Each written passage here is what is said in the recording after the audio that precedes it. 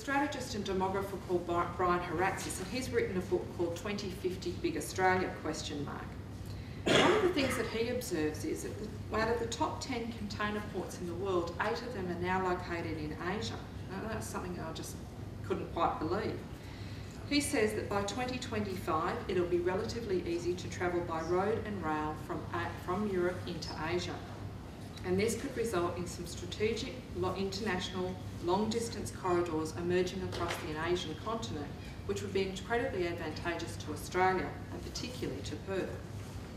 Perth therefore has the potential to rewrite Australia's growth story as the world's most isolated capital city becomes the resource capital of Australia and the focal point of China-centric growth. I don't think there's much downside in an economic sense to Perth's growth. Putting this into context though of who we're planning for, I think we need to be realistic and acknowledge an impending shift of our immigration patterns away from our traditional, primarily UK-based immigration towards Asian, Indian and Middle Eastern migration. There are a number of potential reasons for this, which include the obvious impacts such as strong economic, geographical and transportation ties, but also for the need for Australia to have young workers in order to counteract the burdens of an ageing population. It's likely that we'll need to look to countries such as India and the Middle East for both high and semi-skilled workers, because according to ABS predictions, these are the only 2 regions that will actually retain a relatively youthful population, and most of the others will age as we are ageing as well. Another issue that's of importance to Perth, and one that's particularly important to me, is the growing divergence in our population. And what I mean by this is that there is a growing gap between the have and the have-nots across Perth, and it's not just in an economic sense, it's also about in a geographic sense. Committee for Perth is an organisation that seeks to speak from an informed perspective, and we have a research collaboration with the University of Western Australia. And what we've identified is what we call a shifting geography of economic stress in Perth. And this means that low-income earners are being pushed to the fringes into areas where they can access housing that they see as affordable in an upfront sense, but it's certainly not on an ongoing basis. As suburbs fall ever outwards, communities can become isolated from employment and essential social services and incur increasing transportation costs to remain connected. Canning is fortunate that you do have pockets of housing that's still affordable, and you're well located to the CBD and other centres of employment, and as I said, you also have a growing youth base. In Perth, areas of economic stress used to include inner and middle ring suburbs, such as Balga, Girraween and Mirrabooka. Today, our emerging areas of economic stress are those in the outer city limits: Turox, Alkimos, Butler and Clarkson. I think we all know that all of those suburbs are north of the river. Not only is there an increasing gap between the growing between the wages of high and low income groups, there's also an increasing physical gap between where the 2 groups live. I think this is of particular urgency, not only for the social problems that it can create, but also because people in the low wage sectors are essential to the future of any city and community. They are the people we rely on, our key workers, such as teachers, nurses and police, who ideally should live and work in the same community, along with our hospitality workers, retail workers, cleaners and labourers. However, many of these workers will be forced out to the fringes without policy intervention, such as providing more diverse and affordable housing options. We're also experiencing a growing divergence in community expectations and attitudes. And what I mean by this is there seems to be two camps. So there's these sort of people who are pushing for the more urbane environments, and they're typically more globally connected, they're focused on living in the inner city, green conscious, culturally aware, and their technology connectivity is incredible. And they are increasingly having a say in setting the policy agenda. And while more traditional suburban groups seem to be focused on the way things are, so there's a real dichotomy of views between those 2 groups. I'm sure that you have this experience here. And what you've got also is this sense of having younger households, more people living alone, more couples living without children, and increase in the households with people over 50 living in them. In these ways, the community is becoming more divergent, and it's possible that as our population grows, we'll see increasing gaps in community expectations as well, So probably until now we've had a relatively uniform view about wanting good quality open space, good retail environment, roads, education systems, etc. But there may be some pressure points around, I would imagine, particularly the environment.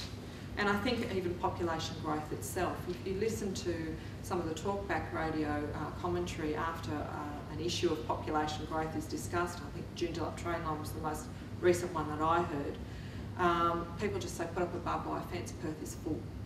So in an economic sense we're going to need workers, and in an infrastructure sense we've got this feeling that we're full. So we've really got a dichotomy of views there. So in putting all of these changes and challenges together, the Perth of the future looks quite different in my view. It's going to be bigger with 3.5 million people. It's going to be older with predicted median age of 45. It's going to be a place where there's going to be more people living alone or, you know, together as couples rather than in the traditional family unit that we have come to expect. It's going to be much more multicultural, and there's going to be a reduced dominance of Anglo-Saxon and a rise in Asian and Middle Eastern migrants. It's going to be a Perth that should rise to the challenges of economic and cultural divergence so that we avoid ghettos and cultural exclusion. It's a capital city of increased corporate power. That's something that our research has shown, that, you know, a number of very significant worldwide brands are locating significant branch offices here, in the new BHP tower that's going up in the city is, you know, one of the world's largest mining companies putting its footprint very strongly in our CBD. It's also a Perth that's going to have plenty of work opportunities for young people, and that's a good story. If you're living in the western suburbs of Sydney, it would be quite different. But I feel because of the costs of living and housing, they're probably not going to be able to achieve the same levels of home ownership that we've been able to achieve, and certainly not as early as we were able to. And all of these changes are going to be in your own community. If you're not experiencing them now, they're certainly on their way. So it's clear that we need to plan for a city with more diverse needs, culturally as well as spatially. So I wanted to think about how the city of Canning could rise to some of these challenges. And in thinking about the increasing multicultural nature, I think you've actually got the opportunity to be an exemplar. You could promote and understand tolerance in a way that no other local government is in metropolitan Perth. And one of the first steps would be by, you know, on a more frequent and more comprehensive way, acknowledging, celebrating and respecting Aboriginal people and their culture, and then bring in other minority groups. There's also a need, in part of that increasing cultural diversity, to understand new migrants and their needs, which might be different to the cultural needs that we've planned for in a traditional sense. It might mean different types of housing, health services and retail opportunities. However, I think that in order to have a multicultural city to thrive, all people, regardless of shape, creed or colour, need to feel welcome, understood and included. So then turning my thoughts to how your suburbs and new developments can provide housing for a growing and changing population. I've got a couple of recommendations there. I think developing with state government innovative strategies for affordable housing provision to make sure that lower income households retain access to employment and services will go some way to breaching the have and the have-nots, and that's a very important role that you could play. Making sure that people who are essential to your community have the ability to work here is also another critical thing.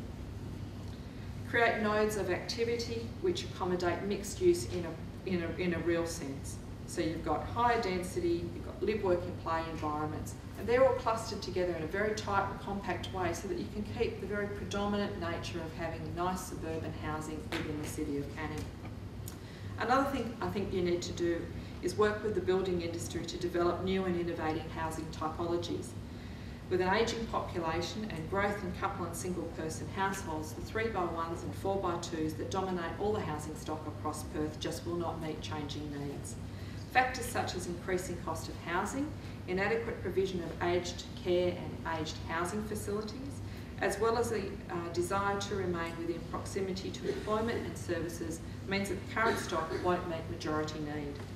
The future could see more families living together, heaven forbid. We could go back to the 1950s. And this could be so that people can afford to live and stay together rather than try and have all this sort of family living dispersed across Perth. And it could also be because younger family members are going to need to take care of their elderly because there just won't be enough aged care facilities for them to farm them out. And this will lead to more housing that might look like the traditional home, but it might actually accommodate different forms of housing. So you might have student accommodation, you might have a typical family home within that structure, and you might have a young fledgling couple living in it. From the street it might present like a normal home, but actually inside there might be 3 different, very separate units to it. And I saw a lot of that in America when I was in the property industry a couple of years ago. Something we all might see, which is a sort of tongue-in-cheek comment, that we might see more Asian-inspired housing design where we'll have much more emphasis on feng shui than we will have on theatre and home cinema rooms. Your activity nodes such as carousel should be truly mixed-use environments, which I talked about, live, work and play all together.